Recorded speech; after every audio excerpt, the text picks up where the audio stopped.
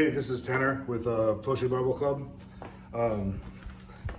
Jim Crafter recently put out a video about a guide to picking a rack, and everything he said I agree with. Garage Gym Reviews did another video about how do you pick a rack. What are you looking for in a rack?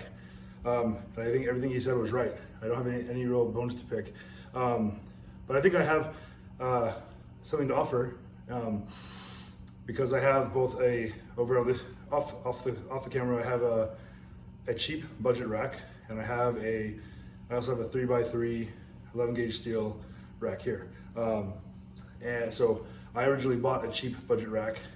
I realized pretty quickly that it wasn't going to work for me, and I'll show you why. I upgraded to a 3x3 11 gauge steel half rack. I really prefer half racks. And so just to show you kind of why do Jim Crafter and Garage Gym Reviews say that, why do they say a 3x3 11 gauge steel is so much better? So I just did a set thinking that I was recording it. It wasn't. So I'm gonna just do one rep. So tonight's a chest night. I'm just gonna do one quick rep of 315, and you'll see I'm gonna re-rack it pretty hard, forcefully, and you'll see that this 3x3 11 gauge steel rack it's barely gonna move. I've dropped over 550 pounds on these spotter arms. On a regular basis, I've dropped over 400. Not really dropped, about 400 when like during chest. Sometimes I'll bring 400 down. It's not phased at all. The plastic is hardly even, the protective plastic is hardly scratched at all.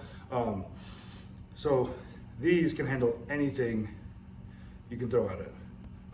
I want to speak in absolutes and say that nobody can throw anything at this that it can't handle.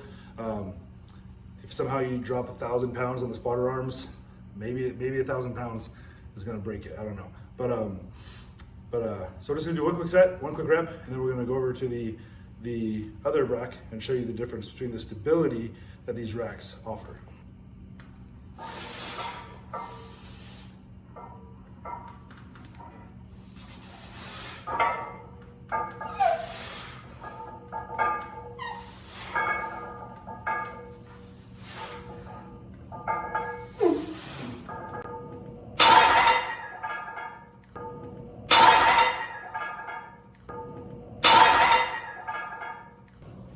All right, so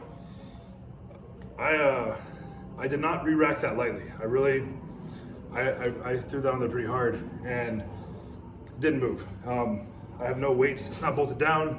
I don't have any other weights holding it down. It's just sitting on the floor, and it's great. It's fine. And I trust myself to lift alone with heavy weights because I know that my rack is going to keep me safe. It is a tool that keeps me safe. I have west side hole spacing, so I have my safety arms put at my ideal height. Many times, I've failed and brought that down and had to, squirm out from below my safety arms. But I know that I can push myself because this rack is it can handle anything I can give it, and it's going to keep me safe. And as a home gym, lifting alone, staying safe and stressing my equipment is vital. I'm married. My wife and I, we have a bunch of kids, and so this is a great investment for my garage gym. So let's look over to the cheaper rack. Okay, so this is a typical budget rack. It's 2 inches by 2 inches with 1 inch holes, and I believe that for most people, this rack is all you need. I believe that this type of rack truly is enough for most garage gyms, for most home gyms. That being said, I think that there's some caveats to that. When is it not? I think if you are going to lift over 225 pounds on a regular basis, especially for squat, I would not recommend this. This was my issue. I the safeties are off camera, but my old rack, I dropped 400 pounds one time, just tired, bad rep, and I dropped 400 pounds, and they were pins, just bananaed, ruined. One fail, right? And the pins on this rack are significantly better. They're solid steel all the way through. I believe they can handle a lot more, but I think they're still going to be prone to bending, and but I don't trust them to keep me safe as much, especially with the heavy load. On a regular basis, I squat up to 500 pounds on my rack, and I do not trust this.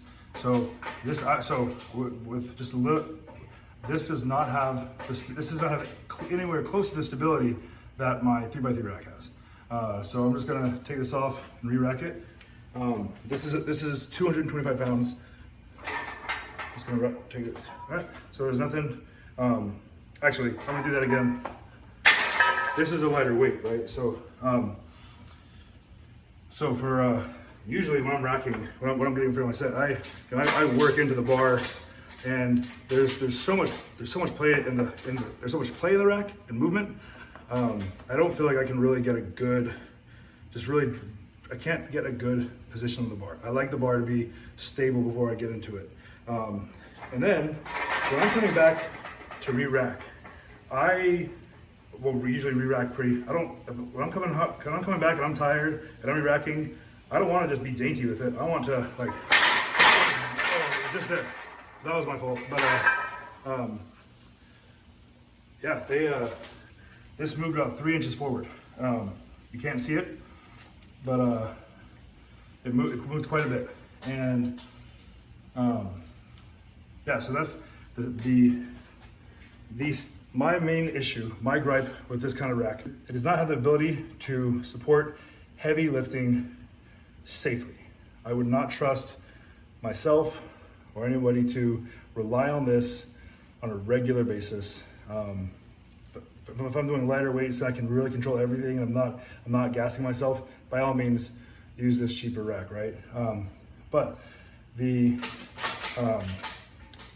I was doing farmer carries. I was pulling off here the other day, and I was re-racking it. Like, I was moving it back 6 inches to a foot every time I re-racked, so I was moving. I want to add that as much motion there is with 225 pounds, it is more pronounced, and it sways even more when you get into 315, 405, 500. These budget racks, they say they'll hold 1,000 pounds, and they will hold 1,000 pounds. But when you're re-racking, when you re-rack 500 pounds, it takes the soul of the rack out of it. It can hold it, but it doesn't want to handle it very well. So these pins, these are actually better quality pins than you'll find on most budget racks. These are solid steel all the way through.